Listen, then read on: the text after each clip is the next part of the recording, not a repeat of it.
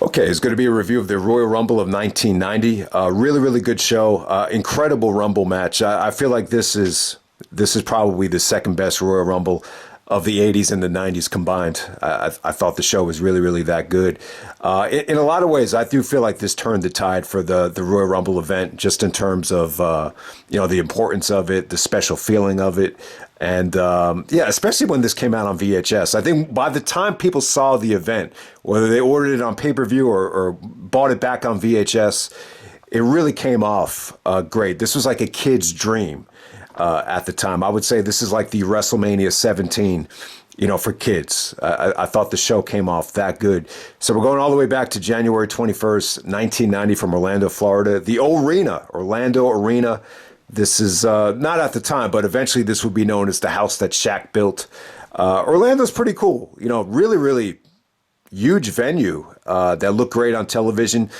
Anytime you see those lights circling around the arena, you know it's Orlando. So it's a very recognizable venue.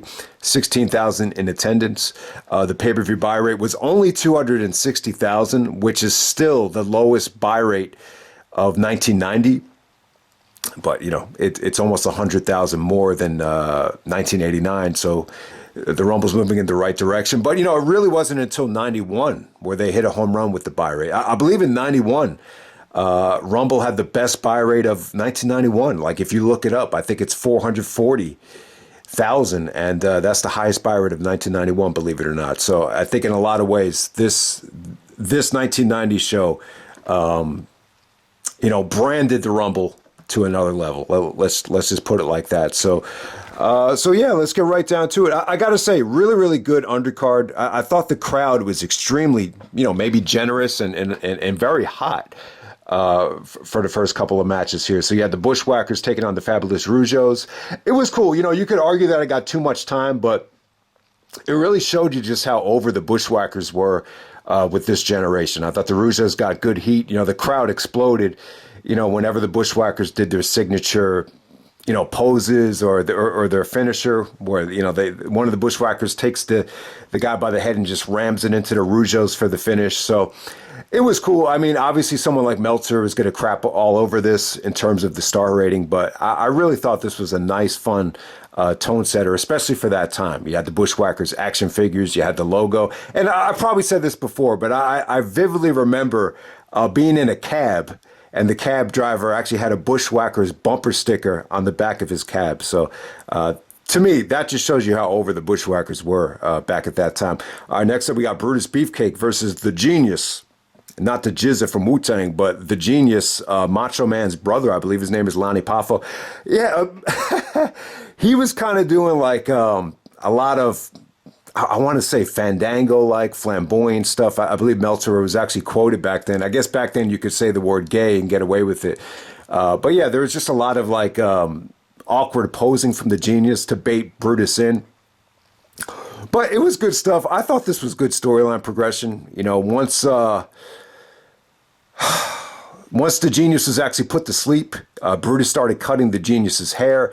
Then Mr. Perfect comes out behind the referee's back and takes the red chair and tries to annihilate Brutus's ribs. Yeah, Perfect had a really good line. He said, maybe the Genius's hair is going to grow back, but hopefully your ribs don't grow back, heal back the proper way. So I thought that was really cool. But yeah, Perfect was great here. It really made you want to see Perfect and Beefcake at WrestleMania. So I thought it was cool. Perfect was, definitely in his prime at this particular time. He would actually draw number 30, and we would see him a little bit later at the Royal Rumble match. All right, next up we got Ronnie Garvin taking on Greg the Hammer Valentine in a submission match. I thought this was good stuff. This must have came off a lot better on pay-per-view than it did live. Meltzer said that the crowd, was dead silent for this, but no, this came off really, really good. Both these guys, I believe they have ties to the NWA. This did not feel like a WWE style match. Just very, very stiff, very ruthless. I love some of the submission work from both guys. There was a beautiful, ankle stretch. Triple H used to do this too back in the day. He used to actually take the guy by the foot and actually bend back the ankle, they called it an Indian Deathlock. I did not think that was an Indian Deathlock, but maybe it was a certain variation of it. But yeah, really, really stiff stuff. Jimmy Hart got involved, and yeah, I thought it was good. Had good finish. Taking off the ankle braces or the knee braces, they used it as a weapon. I thought it was really cool. The pin stuff I didn't really realize. Some of the complaints were that they went for pins way too many times because the pinfalls didn't count. But honestly, that didn't take away from the match for me. I thought this was probably the best Greg Valentine match in the WWF by far, and I was really impressed with Ronnie Garvin. So this is really like if you want to pick out a diamond in the rough in terms of Royal Rumble undercard matches, I think this will be it. I think I've talked about how good this match was back at the pay-per-view rewind, but this was really good stuff. It felt like old school NWA. I don't know why, but it felt refreshing. And it's kind of weird that they will be allowed to, have this much freedom on a WWE pay-per-view, but it was cool, man. Okay, so next up we get the Hacksaw Jim Duggan matchup against the Big Boss Man with Slick. Yeah, so Big Boss Man is still a heel here. It's kind of weird, but whenever you think of the Boss Man in the early 90s, you think of him as the monster babyface. The character really worked well with kids, and I think that's why he had to turn babyface. But, Hacksaw Jim Duggan was cool here. The promo is hilarious because he had a tough time spitting out the word. I think it was approached. I think he had a tough time spitting that out, but he was able to get the job done. I actually liked all the promos backstage before the Rumble. This is some of the most natural and colorful promos I think the Royal Rumble has ever had. But onto this match, though, it was all right. It wasn't that bad. I think I was getting this match confused with Bossman's match the next year at the Rumble, which he actually had a really good match that got a lot of time. This wasn't quite as good, but ended in the disqualification with Bossman using the nightstick, but Duggan gets his revenge and gets out the 2x4. The crowd goes crazy. It was a pretty stiff hit with the 2x4 to send Bossman over the top rope. But yeah, Big Bossman must have turned babyface shortly after this. I just forget exactly how it was done. But then we move on to the Royal Rumble match. I gotta say, I know 92 gets a lot of love because of Flair and the star power there, but in terms of, amazing characters that are over with kids, I don't think it gets any better than this. Obviously the most memorable thing of this match is the stare down between the Ultimate Warrior and Hulk Hogan. I thought it was really, really well done. Both guys had the eye of the tiger. It's easy to say, it's only going to appeal to kids. I would disagree, though. These two guys, no matter what you want to say about Hogan and Warrior, they worked their asses off for this company, for Vince McMahon. They really did. Say what you want about the egos, the steroids, the politics. Maybe they had bad matches from time to time, but at this particular time, there is a severe intensity to both guys. They had the eye of the tiger. What they did was just very, very simple, but it dawned on everybody that this could possibly happen at WrestleMania. It made you excited about the WrestleMania match. So that's always going to be the thing that's synonymous with the Royal Rumble of 1990. And it definitely worked.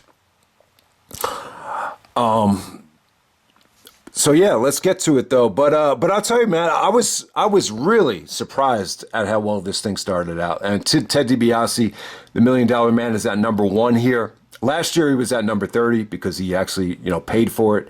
I believe Virgil actually picked out number 1 for DiBiase. But yeah, this at the time, DiBiase set a record for the longest amount of time in the Royal Rumble match. And, he was great throughout this whole thing. He lasted about 44 minutes. By the time, I think Warrior actually did eliminate him with the clothesline. And by the time DiBiase got eliminated, the crowd went crazy. Even some of the near eliminations for DiBiase, got great reactions as well.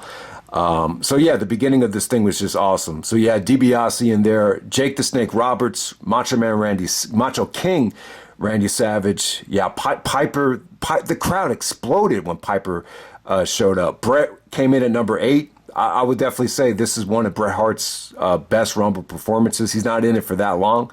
He's only in it for about 15 minutes, but, Bret was great. Bret was actually eliminated by Dusty Rhodes. So yeah, Dusty comes out. Andre the Giant. I was wrong about Andre the Giant. I thought '89 was the only Royal Rumble match he was in. For a long extended time, but he was actually in this thing for about 10 minutes. He was actually eliminated by Demolition. They double teamed him, and I guess that was to set up WrestleMania. But hey, bottom line is, man, they did a beautiful job setting up all these WrestleMania 6 matches. I mean, they really did. So, I'm trying to think here. Yeah, Jake the Snake and DiBiase. There was great tension there between both of those guys. I believe they did wrestle at WrestleMania 6, if I'm not mistaken. Yeah, no, they definitely did. So, yeah, even though DiBiase lasted a lot longer than Jake, they definitely planted the seeds for their WrestleMania match. Obviously, Savage and Dusty Rhodes, they did a segment with Brother Love and Queen Sherri and Safire, right before the Rumble. And, they used the Rumble to escalate the tension there. Dusty actually backdrops Macho Man to eliminate him. So that was really well done. It definitely, this whole pay-per-view made you want to see Dusty and Macho and Macho King Randy Savage. I mean, it really did. And you got to give Sherri credit as well for building heat there with Safire too. So, but yeah, I can't emphasize enough just how well layered, this, the first part of the Rumble was. At the same time, Piper and Bad News Brown, they both eliminated each other. And, obviously, what happened at WrestleMania 6 with the controversial stuff that Piper pulled off with the black and white stuff. So this is where that all pretty much, grew to the next level. So, yeah, man. So you definitely had some really, really good star power in the beginning of this thing. Okay, so Ultimate Warrior comes in at number 21. He eliminates 6 guys. Hogan comes in at 25. Man, Shawn Michaels is in this thing for 12 seconds. He comes out right after Hogan. And he got a pretty good reaction, too. But, yeah, this was the early stages of Shawn Michaels. But, yeah, Warrior eliminates 6 guys. It says here that Hogan eliminates the same amount. I was under the impression that Warrior set a record at this time. But it looks like Hogan and Warrior both eliminated 6 guys apiece. Yeah, pretty much identical to the way Hogan eliminated Savage the year before. And this particular time, I believe you had Rick the Model Martel, and you might have had the Barbarian. I believe it was those 2 guys. They were trying to dump Warrior over the top, and then Hogan comes from behind and just eliminates all 3. Instead of Warrior getting back in Hogan's face the way Savage did, he pretty much just beats up the other 2 guys that were in the ring, and that's pretty much all there was. There really wasn't a lot of tension between Hogan and Warrior after the elimination, and yeah, I mean, I think that's the way to go, though. I mean, a lot of people will make the argument that Warrior should have won this thing. Man, I would disagree. I think at this time, it was important to have the champion win the Royal Rumble, because if the champion can't win the Rumble, then maybe he shouldn't be WWF champion. So I think you want to put over the fact that if the champion's in the Rumble, that they should win the match. And plus, I think Warrior beating Hogan at WrestleMania, I think it spoke for itself. I don't think you needed to have Warrior to win the Rumble and WrestleMania. I think that's, maybe giving him a little bit too much too soon. So I think they made the right choice here. So, I mean, going back to previous year, though, I mean, what they really did with Savage and Hogan, I think you really wanted to illustrate that paranoia from Savage. So that's why I would argue that he shouldn't have won the Royal Rumble in 1989. I think you really wanted to tell the story of Savage and Hogan splitting. I think the Royal Rumble winner the previous year was just an afterthought. I don't think it was really necessary. I don't think it really hurt at all to not have Savage and Hogan, win the Rumble of '89. But this year, I feel like the Rumble really needed that credibility factor, and what better way than just having Hogan win the Royal Rumble. So that's how I would argue that point. I know some people, they look at the Big John Studd Rumble, and maybe it's a little bit anticlimactic and underwhelming, but, I really think, in terms of WrestleMania 5, I don't really think it made a difference at all. But yeah, really, really entertaining stretch here. Hogan worked really well with Rude and Perfect, at the end of this thing. The last 4 guys were Rick Rude, Hercules, and Mr. Perfect. Rude just came out of nowhere. Looked like $1 million. You know, he did attack Warrior, and you know, you definitely got to see Warrior and Rude kind of rekindle their rivalry. You know, they had the pose down the year before and all the great matches and everything. But bottom line is, Perfect actually lifts the rope down to eliminate his Minnesota friend, Rick Rude. And then it comes down to a one-on-one showdown between Hogan and Perfect, kind of like the blow-off between the Hogan and Perfect feud. I mean, they were actually feuding leading up to this, and I mean, you could argue that, you know, Perfect was really in his prime at the time. You know, arguably probably the top heel in the company, you know, along with DiBiase and Rude. But yeah, I think you definitely had something there with Perfect. Yeah, I mean, that would have been a tough sell, having Perfect eliminate Hogan, and then that leads to a rematch at WrestleMania 6. But I think you could have went in that direction if you really needed to. But I just think Warrior at the time had so much momentum that it just couldn't be ignored. But yeah, really good stuff from Perfect and Hogan. You know, I think Perfect, you know, probably did as good of a job as anybody of making Hogan look good. So Hogan actually no sells to Perfect Plex. Perfect is bumping around like a bitch for Hogan at the end of this thing, and they pretty much do the same exact elimination that they did the year before. In '89, Hogan eliminates Perfect the same exact way. He basically just you know, throws him over the top turnbuckle, and Perfect actually flips him midair. It's an incredible bump for that time. It really does take a lot of skill to fall cleanly after taking that big of a bump. So yeah, it was great, man. I'll tell you, when Hogan brings it, and when Hogan's motivated, and you know, when he was in his prime, you know, especially with the fan base at that time, you know, when Hogan is on, like Vince said, there's nobody better. So to me, this was a vintage Hogan win. It didn't feel like he was stale, or, you know, maybe this Hulkamania thing, it's running its course. It really didn't feel like that. I really feel like this is probably the better of the Hogan Royal Rumble victories, but I think you can make a case that they both came off really, really good for the company, and gave the company a lot of momentum heading into WrestleMania. So, yeah, great Royal Rumble. I know it was tough to break down this whole thing, but yeah, I can't emphasize it enough. This had, you know, the '92 Rumble obviously has Flair, British Bulldog, and Undertaker. There's a lot of, you know, guys in the Royal Rumble of '92 that aren't in this thing, but this one has a lot of guys that weren't in the '92 one that were really, really good here. Perfect is a great example of that. Rick Rude, Bret Hart. You know, there's even other guys that I'm probably leaving out, but this has got a ton of star power in it. I mean, it's almost identical to '92 in terms of star power, but yeah, Ultimate Warrior is another one. Like his star power really puts us over the top in a lot of different ways. So yeah, I think that's another thing. Like the Rumble really showed you just how over, you know, Warrior was, and yeah, it just couldn't be ignored. So that's Royal Rumble 1990. Hope you guys enjoyed it, and I'm out. All right.